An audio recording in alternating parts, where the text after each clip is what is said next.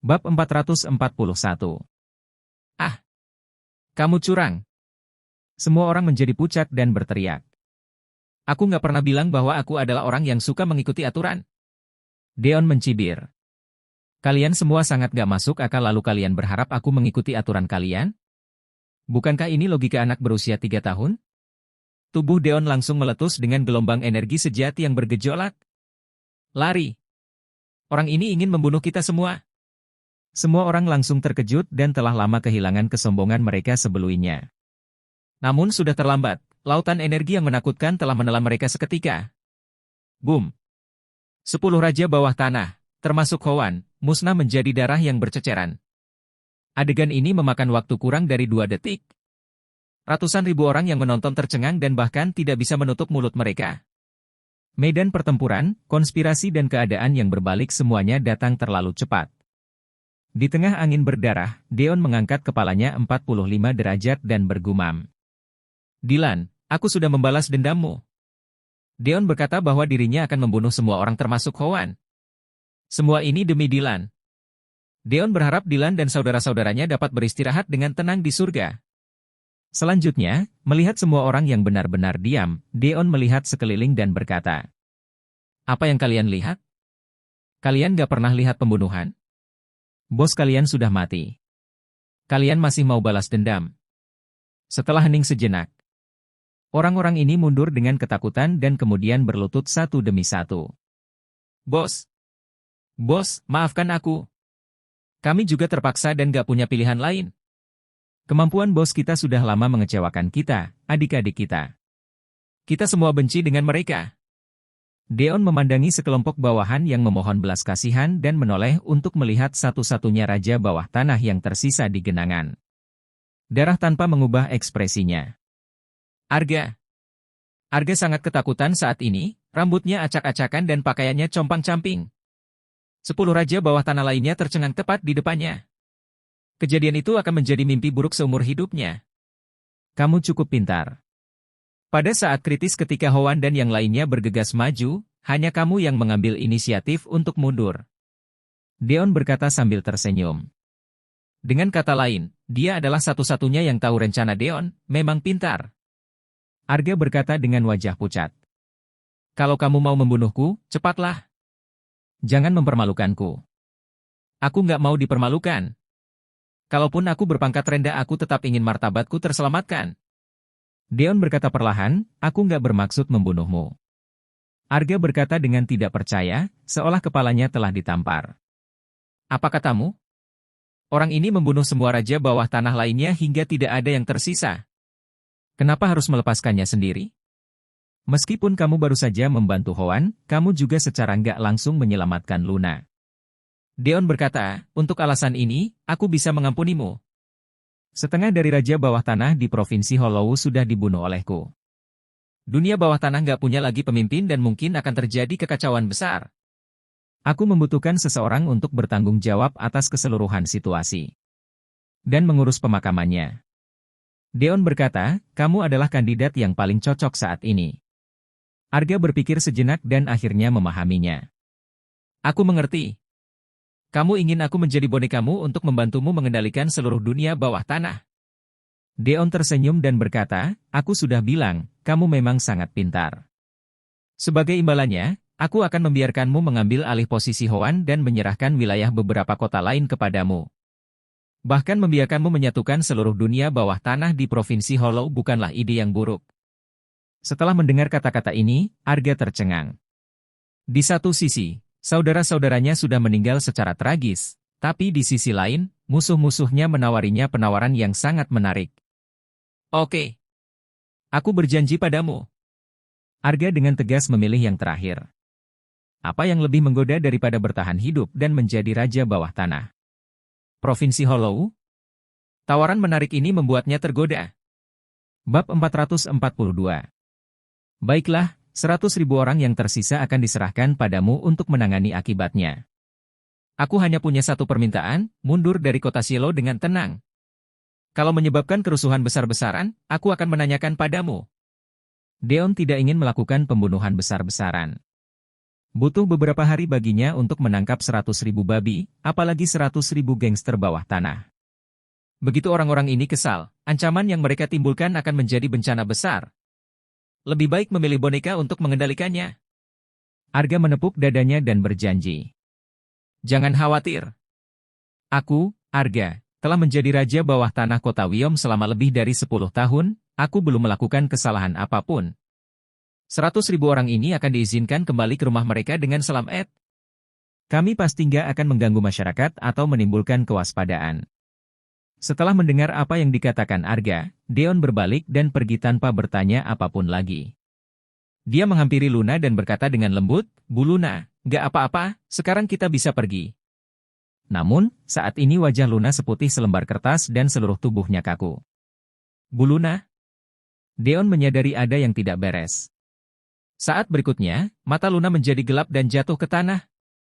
Deon buru-buru memeriksa denyut nadinya dan menghela napas lega.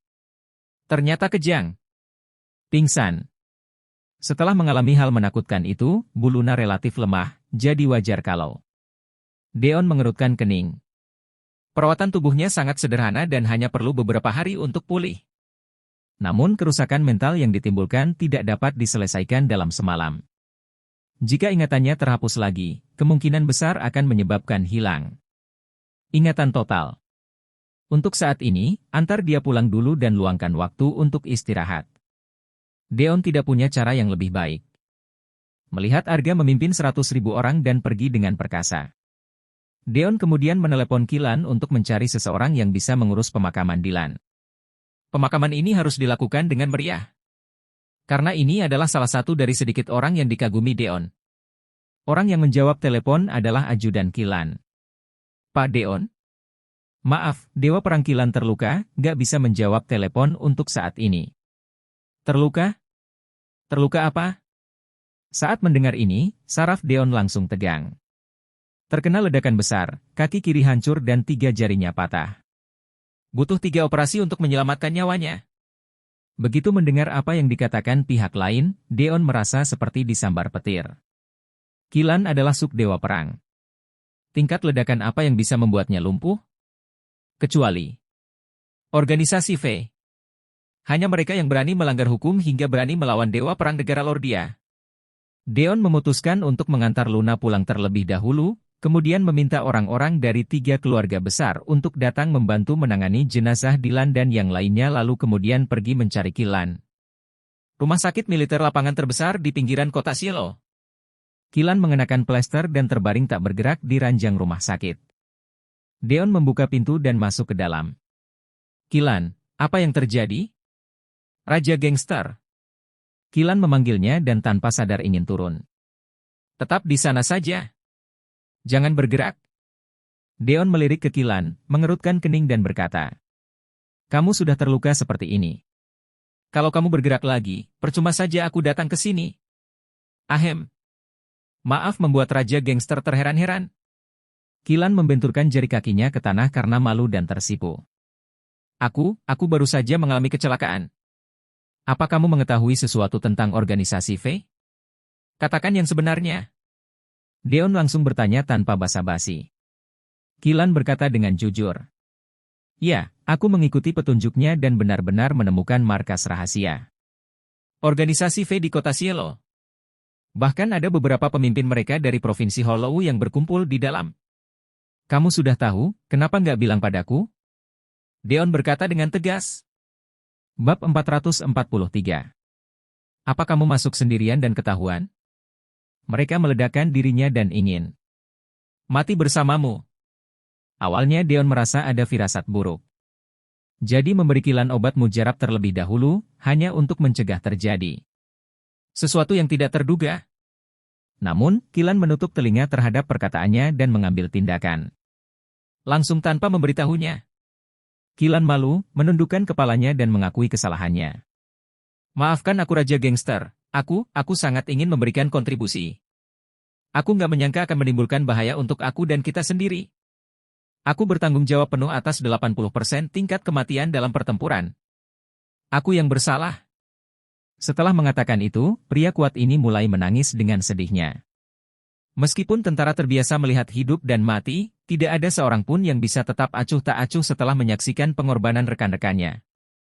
Saat melihat ini, Deon menghela napas tanpa daya dan berkata, "Di Provinsi Sino, sudah kubilang padamu bahwa kamu terlalu muda dan energik. Kamu sudah mencapai puncak dewa perang di usia muda.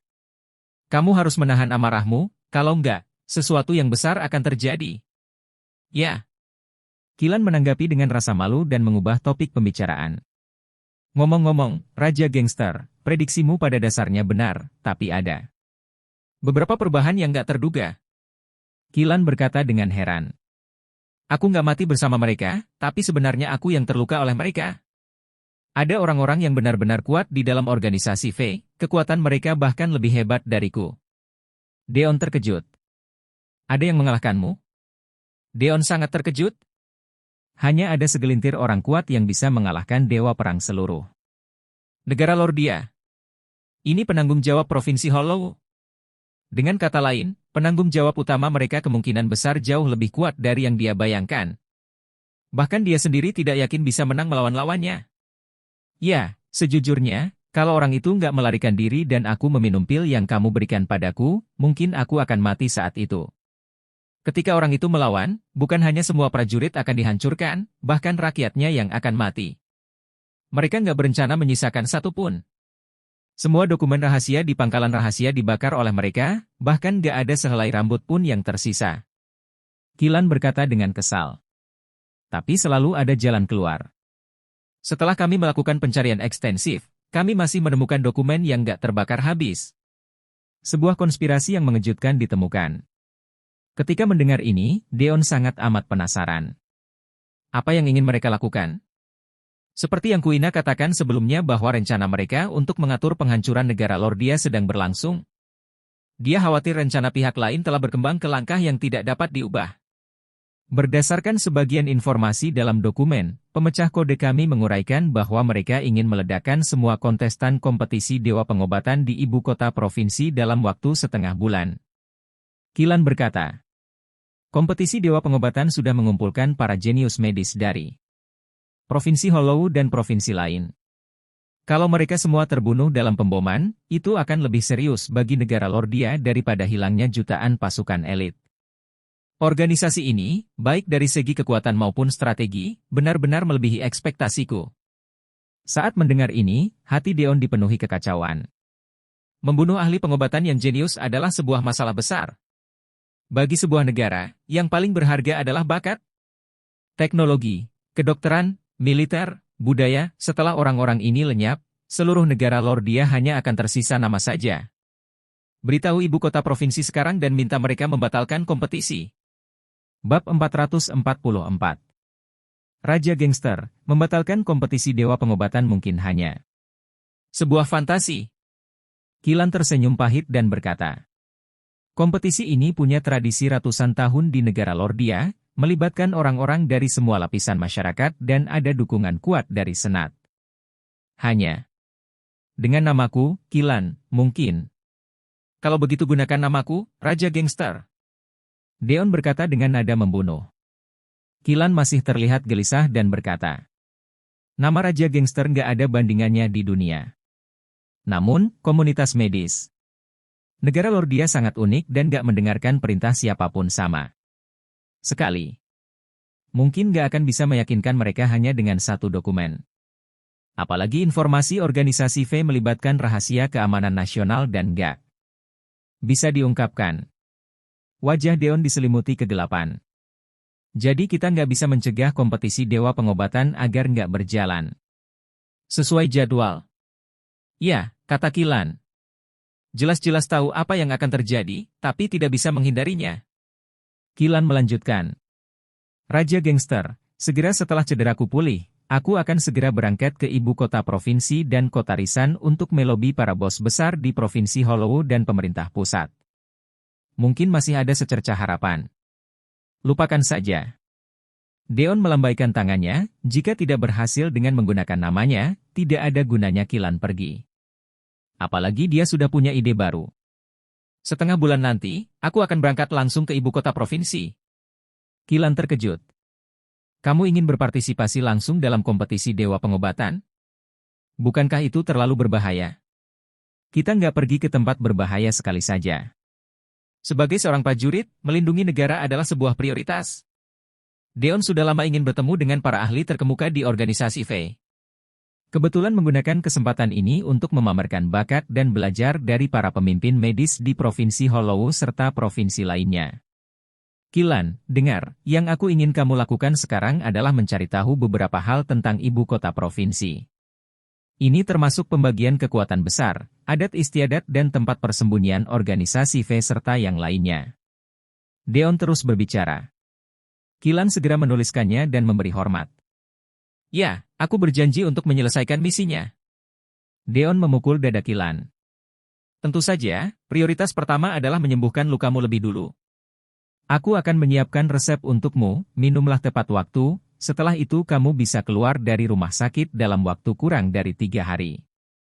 Ingat, lain kali kamu jangan bertindak sembrono. Kalau sesuatu terjadi padamu, aku akan merasa sangat sedih. Qilan merasa sedih dan berkata, ya. Deon menghela napas.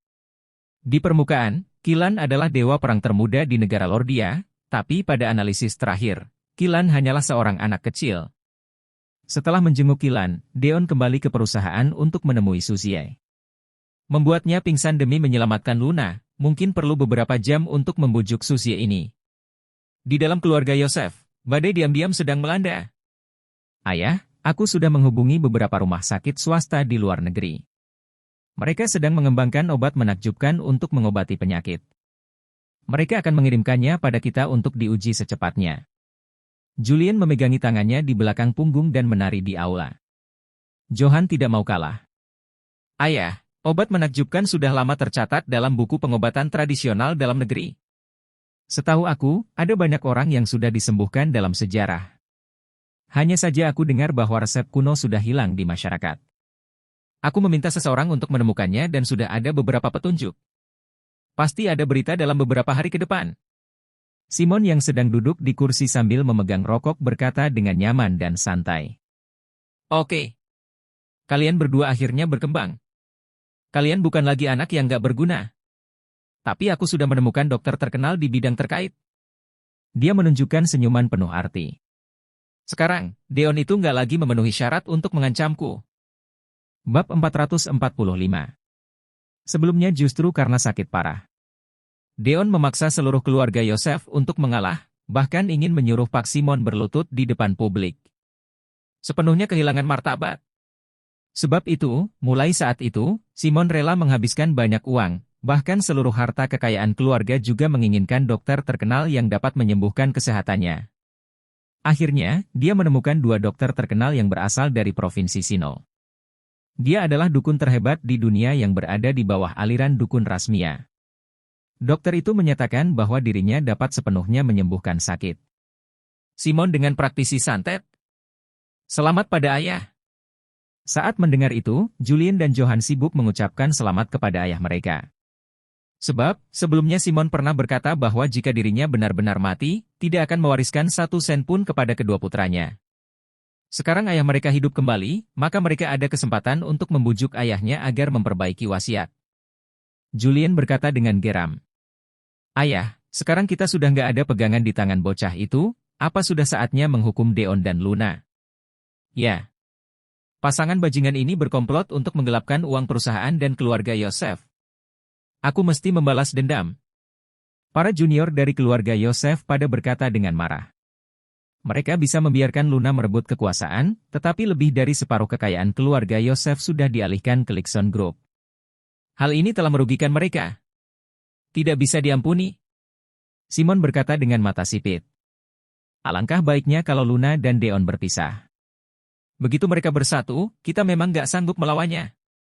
Kecuali kita menemukan cara untuk memisahkan mereka. Julian tiba-tiba menampar kepala, lalu menghampiri dan berkata. Ayah. Ayah, apa kamu lupa bahwa aku punya seorang putri haram yang bernama Julie? Tahun ini dia berusia 22 tahun dan sangat cantik.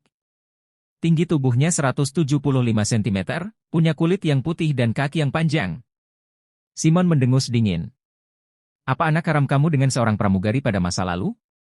Julian berkata dengan ekspresi malu, saat itu aku masih muda, jadi nggak tahu apa-apa. Setelah mempermainkan pramugari itu, Julian malah tidak bertanggung jawab. Jika bukan karena wanita itu mengaduh ke Simon dalam kondisi hamil, Simon masih tidak tahu apa-apa. Terakhir Simon memberikan uang 2 miliar kepada pramugari itu dan suruh dia memutuskan hubungan dengan keluarga Yosef. Akan tetapi, kenyataannya, Simon kemudian mengirim pembunuh untuk membunuhnya, lalu merebut 2 miliar itu kembali. Sementara itu, Julie ditinggalkan ayah dan ibunya setelah dilahirkan. Julie pun menjadi seorang pelacur di usia muda. Sejujurnya, jika bukan anak kandung dirinya, Julian sendiri pun ingin berhubungan intim samanya. Apa kamu tahu di mana wanita itu sekarang? Berikan 6 miliar kepadanya. Biar dia menggoda Deon, mengadu domba hubungan antara Deon dan Luna. Asalkan berhasil, suruh dia kembali ke keluarga Yosef. Simon memberikan perintah. Julian berkata sambil tertawa, tenang, tapi ayah, apa yang harus dilakukan setelah mengadu domba? Apa masih perlu ditanyakan lagi? Biarkan Luna mati tanpa alasan yang jelas. Tanpa Deon, aku mau lihat apa bisa dia andalkan untuk menantangku. Simon mengisap pipa rokok dengan kuat, lalu berkata sambil tersenyum sinis. Di Villa Luna. Deon duduk di ranjang Luna dan memeriksa denyut nadinya, lalu menyalurkan energi sejati dengan perlahan. Raut wajah Luna perlahan menjadi merah dan pernapasannya menjadi lancar. Luna perlahan sadar dan segera menjepit Deon dengan kakinya. Aduh! Deon menutupi hidungnya dan berkata dengan kesal, Bu Luna, apa yang sedang kamu lakukan? Aku sedang mengobatimu. Luna bersenandung. Kamu masih berani mengatakannya. Kenapa tubuhmu ada aroma parfum wanita yang begitu kuat? Berterus terang. Hati Deon tiba-tiba berdebar kencang. Waduh. Indera penciuman wanita ini cukup tajam. Saat itu dirinya berada di perusahaan Windy. Demi membujuk Suzie, dia terpaksa mengorbankan tubuh dirinya. Alhasil, terbongkar. Bab 446. Bu Luna, kamu dengarkan aku, kamu juga tahu, akhir-akhir ini perusahaan Windy sedang merekrut karyawan secara luas. Asisten yang merekrut saja 7-8 orang. Begitu orangnya menjadi banyak, tentu saja sering bersentuhan sama mereka. Deon merasa malu. Luna menyela. Tapi, kenapa aroma parfum ini begitu mirip sama parfum favorit Suzie, parfum Jacquard termewah di dunia? Kamu jangan bilang ada orang lain yang menggunakan parfum semacam ini. Merek ini hanya terbuka untuk pelanggan tertentu saja. Selain itu, mereka juga akan meracik semacam parfum personal untuk setiap pelanggan. Artinya, hanya Suzie seorang yang memiliki parfum ini. Kali ini Deon tidak bisa berkata-kata. Dalam hal ini, jelas IQ Deon agak kurang dan didominasi oleh Luna. Kamu sudah nggak bisa berkata-kata, kan? Luna mengerutkan bibir dan berkata, aku hukum kamu membersihkan toilet selama 10 hari. Deon berkata dengan terkejut, baru mencuci toilet selama 10 hari? Setelah Luna mengetahui dirinya berhubungan sama wanita lain, seharusnya sangat murka. Kenapa dia bisa begitu mulia? Kamu jangan salah paham. Aku yang secara diam-diam mengizinkan Suzie mendekatimu. Pria seperti kamu terlahir gak setia, aku gak percaya kalau kamu gak bakal tersentuh sama wanita lain. Luna mengangkat dagu. Dia menyunggingkan senyuman di wajahnya yang dingin. Daripada wanita lain mengambil keuntungan darimu, lebih baik membiarkan sahabat sendiri yang bertindak. Deon mengangkat mulut. Sungguh doktoral lulusan luar negeri. Saking terbukanya pikiran ini bahkan membuat orang asing berseru. Tapi, hanya terbatas pada Suzie. Luna tiba-tiba berkata. Aku tahu bahwa diriku terlahir dingin, jadi terkadang gak bisa memuaskan hasratmu, sedangkan Suzie kebetulan bisa menutupi kekuranganku ini. Sebab itu aku memperbolehkan dia bersama denganmu secara diam-diam. Tapi, ini adalah batas dari kesabaranku. Luna berkata dengan ganas. Kalau sampai aku menemukan kamu mas berhubungan sama wanita lain, meskipun hanya sedikit hubungan, aku bakal berbalik muka. Aku bakal menepati kata-kataku. Habis bicara, dia pergi dengan ekspresi datar. Tubuhnya memancarkan aura dingin yang mendominasi, sehingga membuat Deon tidak berani mengejarnya. Dia seketika tidak apa maksud Luna. Setelah merenungkannya selama beberapa detik baru menyadari bahwa Luna sedang cemburu. Hahaha. Wanita benar-benar makhluk hidup yang munafik. Deon kegirangan. Meskipun Luna bilang tidak peduli, sebenarnya dalam hatinya tetap sangat iri. Akan tetapi, dia tetap harus menghormati wanita dingin ini. Saat berpikir seperti itu, Deon mulai mencuci toilet dan kamar mandi di seluruh villa. Tentu saja, dia nggak boleh menyentuh kamar Luna, bahkan nggak boleh masuk. Akan tetapi, setelah Deon sibuk seharian, tiba-tiba terdengar bunyi bel dari pintu. Pria tampan, apa ini adalah rumah Luna? Deon bergegas membuka pintu. Terlihat seorang wanita cantik yang mengenakan singlet dan celana jeans pendek yang seksi. Dia menarik koper masuk. Dia melepaskan kacamata hitam dan menunjukkan raut wajah yang cantik dan menyunggingkan senyuman yang memesona. Nama aku Julie Yosef. Aku adalah sepupu Luna. Kakek suruh aku ke sini untuk menemani kakak Luna. Kakak tampan, kalau bisa, biar aku masuk dulu. Wanita itu melontarkan pandangan yang memesona. Tanpa banyak cerita, Deon menutup pintunya. Di sini nggak ada Luna, kamu salah orang. Deon berbalik pergi dan tidak menghiraukan sepupu ini. Asalkan mendengar orang yang dikirim oleh keluarga Yosef, Deon akan mengabaikannya. Raut wajah Julie yang cantik pun berantakan di bawah tiupan angin. Dasar bajingan. Julie sangat murka dan berkata dengan geram. Pantasan kakek mengirimku secara khusus ke sini. Benar-benar sulit dihadapi. Bab 447. Kamu punya konspirasimu, aku juga punya tindakan pencegahannya. Julie mendengus dingin. Pria hanyalah makhluk hidup yang dapat dikendalikan dengan mudah. Dia langsung menelepon Luna sambil terisak-isak. Kakak sepupu. Akhirnya aku bertemu denganmu. 5 menit kemudian. Luna membuka pintu secara inisiatif dan membiarkan Julie masuk. Mata Julie sudah merah. Kak, aku benar-benar gak ada cara lain. Keluarga Yosef menganggapku sebagai anak haram, bahkan gak mengizinkan aku masuk ke rumah mereka. Ayahku yang sialan itu juga nggak pernah memikul tanggung jawab sebagai seorang ayah sejak aku dilahirkan sampai sekarang. Sekian banyak tahun ini, aku menjadi gelandangan dan hidup sengsara. Luna mengambil tempat duduk sambil memijat kakinya. Dia menarik selembar tisu dan agak tersentuh. Kamu jangan menangis dulu, seka air matamu dulu. Dia memiliki nasib yang sangat mirip dengan wanita yang sedarah ini. Dia tidak disukai oleh anggota keluarga Yosef dan merantau sendirian dalam sekian banyak tahun ini. Hanya saja Luna bernasib baik. Ibu kandungnya telah mengatur semuanya sebelum meninggal, sedangkan Julie tidak begitu beruntung. Kondisinya membuat Luna timbul rasa empati. Deon malah berkata, kalau begitu, sekian banyak tahun berlalu, kenapa sekarang baru teringat kami? Selain itu, aku sangat penasaran, kalau dilihat dari pakaianmu juga nggak seperti menjadi gelandangan bertahun-tahun di luar, kan? Berdandan seperti tren seperti ini, tanpa banyak pikir pun tahu apa profesinya. Saat mendengar pertanyaan Taj Aem ini, ekspresi Julie sontak berubah dan terpaksa menangis untuk menutupi rasa canggung. Kak, dulu aku nggak ketemu jalan lain, jadi tersesat. Kamu nggak boleh mengusirku karena hal ini. Aku pergi ke keluarga Yosef. Tapi kakek dan ayah bajingan itu memandangku seperti bala. Mereka bahkan mengusirku begitu saja, tanpa memberikan biaya transportasi. Kalau kamu nggak mengasuhku, aku benar-benar bakal mati di tengah jalan. Habis bicara, keterampilannya dalam bersandiwara terlihat jelas oleh Deon.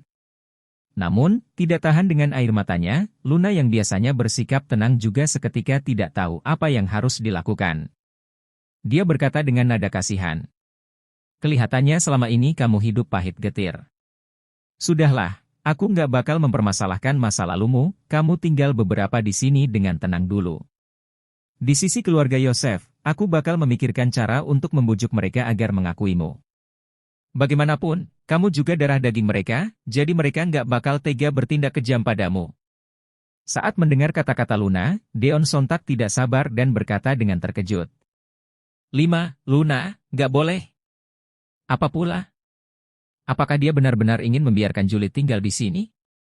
Panggil aku Bu Luna. Aku adalah atasanmu. Luna memelototinya dengan ganas. Jelas dia marah pada Deon. Deon berkata dengan canggung. Bu Luna, aku merasa kurang cocok. Asal-usul wanita ini enggak jelas. Kalau kamu membiarkan dia tinggal di rumah kita, pasti bakal terjadi sesuatu. Apa yang bakal terjadi? Dia hanya seorang gadis lemah, apa bisa mengancam kamu yang berpostur tinggi 180 cm? Luna menyindirnya, Deon, kamu nggak perlu mengajariku. Ini adalah rumahku, bukan rumahmu. Deon tidak bisa berkata-kata. Jika wanita tidak berencana berbicara secara rasional, lebih baik kamu diam saja. Sebab, setiap mengucapkan satu kata hanya akan dianggap lawan sebagai orang jahat. Setelah menegur Deon, Luna berbalik menggenggam tangan Julie dengan erat. Jangan takut, berkenaan dengan kita adalah kakak beradik, maka aku nggak bakal mengabaikanmu. Besok aku suruh orang meluangkan satu kamar untukmu. Malam ini kamu tidur sama aku dulu. Ayo. Luna menggandeng Julie ke kamar di lantai 2. Julie menyeka air mata dan mengangguk dengan patuh sambil berkata, baik. Aku tahu kakak adalah yang terbaik. Dia tiba-tiba menyunggingkan senyuman sinis yang tidak terlihat. Deon telah melihat semua itu. Dia meramal, lalu mengerutkan kening. Ramalan ini nggak bagus, bagaikan mengundang malapetaka. Luna bakal mengalami cedera. Bab 448. Julie, apapun motifmu untuk mendekati Luna, aku pasti nggak bakal membiarkanmu berhasil. Deon agak menyipitkan matanya. Dia adalah sepupu Luna, sehingga Deon tidak bisa langsung membunuhnya. Namun, selama dia di sini. Meskipun Julie tidur satu ranjang sama Luna, jika ada sesuatu yang mencurigakan, dia akan membunuh Julie pada saat pertama. Di tengah malam, Deon duduk bersila di kamar. Tiba-tiba, terdengar suara yang lembut. Kakak ipar, apa kamu sudah tidur? Deon melihat dengan seksama dan terkejut saat menemukan Julie. Wanita itu mengenakan gaun tidur berwarna pink yang tipis. Kainnya transparan, sehingga samar-samar bisa melihat warna bra di dalamnya. Bentuk tubuhnya yang anggun membuat orang sulit menahan diri. Namun, Deon malah tidak bereaksi. Kamu panggil aku apa? Kakak ipar. Apa aku salah? Kamu adalah suami Kak Luna, tentu saja aku memanggilmu kakak ipar. Julie melengkungkan pinggangnya yang ramping sambil berjalan ke depan Deon. Lalu berkata dengan mata sipit. Kenapa kakakku begitu beruntung, ternyata punya pria setampan kamu? Deon berkata tanpa ekspresi. Maksudku adalah, apa kamu bisa memanggil kakak ipar seenaknya? Apa aku sangat akrab denganmu? Senyuman Julie membeku seketika. Selain itu, buat apa kamu masuk ke kamarku? Keluar. Deon berkata tanpa ekspresi. Kakak suruh aku mengantarkan minuman manis untukmu. Julie segera menjelaskan dengan sedih. Aku berniat baik, tapi kamu malah memperlakukan aku seperti ini. Habis bicara, Julie tidak tahan mengesampingkan wajah sambil menangis dengan suara kecil. Deon mencibir secara diam-diam. Lupakan saja.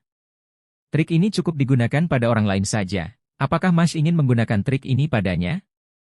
Air mata ini sama sekali tidak berharga di depan raja gangster ini. Deon menutup mata dan berkata. Taruh minumannya, lalu keluar. Lain kali jangan pernah masuk kamarku tanpa izin.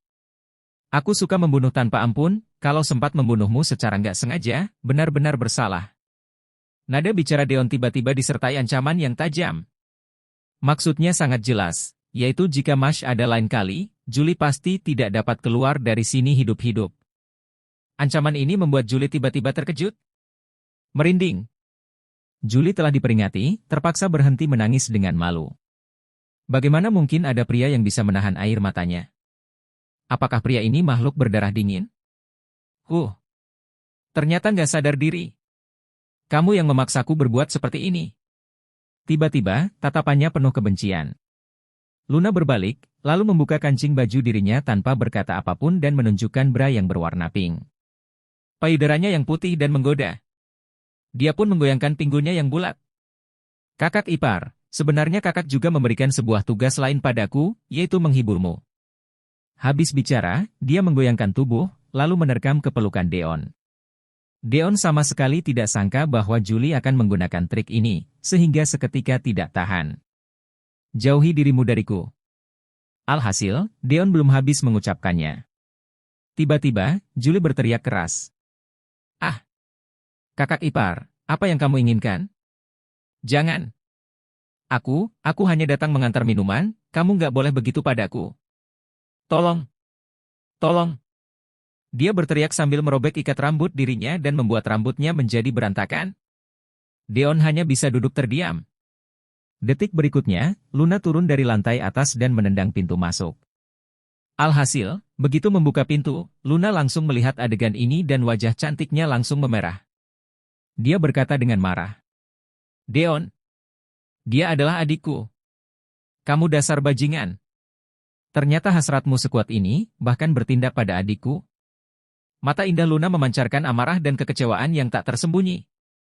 Tidak peduli apapun, kali ini Deon tidak bisa menjelaskannya. Dia hanya bisa menjelaskan dengan bingung. Bu Luna, aku sama sekali enggak. Kak. Julie segera menyela dan menerkam ke pelukan Luna, lalu berkata dengan nada terisak-isak. Kakak ipar bukan sengaja. Mungkin dia hanya seketika nggak bisa mengendalikan diri, jadi menganggap aku sebagai kamu. Aku juga hanya pakaian tersobek saja.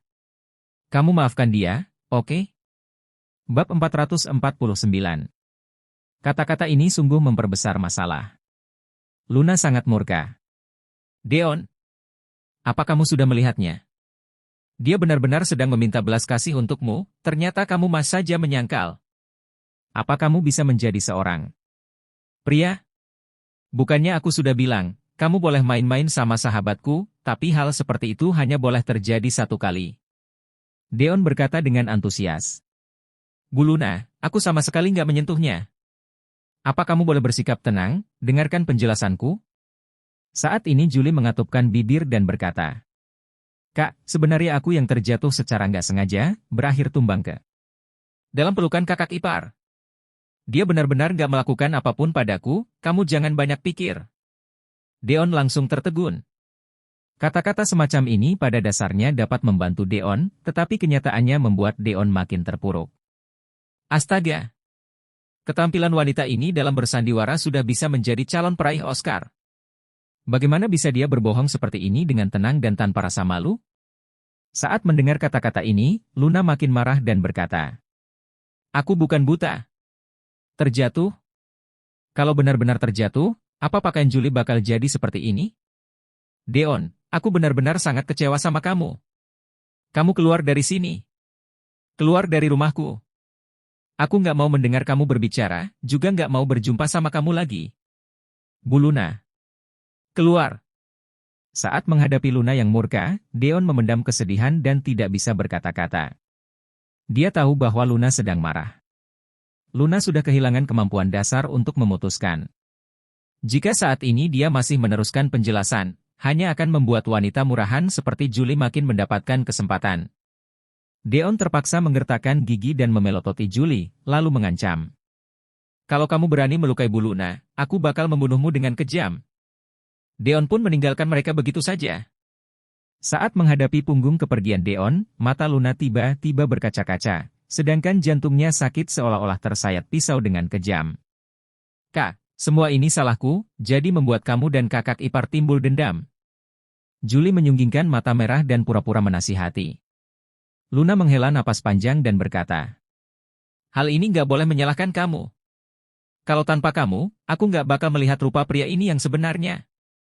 Sekarang aku sudah sepenuhnya mati rasa terhadapnya. Setelah mendengar itu, Julie kegirangan. Ternyata berhasil memutuskan hubungan mereka dengan begitu mulus. Tidak tahu apakah kata-kata ini benar atau tidak, apakah Luna benar-benar ingin memutuskan sepenuhnya hubungan dengan Deon?